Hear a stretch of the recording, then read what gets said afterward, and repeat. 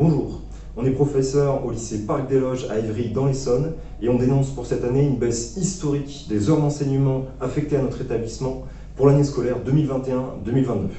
Le lycée va perdre 85 heures poste. Ces chiffres peuvent sembler insignifiants, mais ils pourraient avoir pour les élèves des conséquences majeures. Disparition des dédoublements dans de nombreuses disciplines, alors que la réduction d'effectifs est le facteur clé pour une réussite réelle des élèves. Cela pourrait entraîner des cours d'enseignement moral et civique en classe entière à 35. Et comment aborder dans ces conditions des sujets de société fondamentaux comme la démocratie et la laïcité? Comment progresser réellement à l'oral en langue avec des effectifs de classe complets?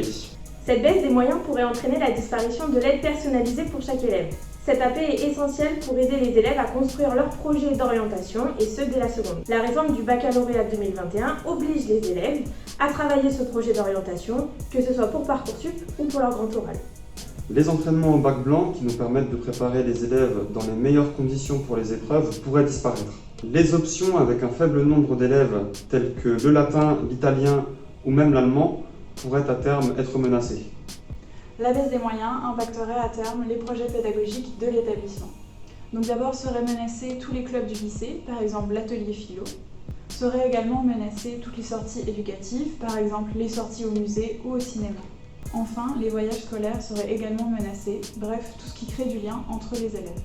Cette baisse de dotation est d'autant plus grave que suite à la crise sanitaire, les inégalités se creusent et nous avons constaté le décrochage de bon nombre d'élèves. Alors que les besoins scolaires explosent, nous ne serons plus en mesure d'accompagner convenablement l'ensemble des élèves. Le gouvernement abandonne une partie de la jeunesse. On a tous constaté les conséquences de la baisse de moyens de l'hôpital avec la crise que nous traversons.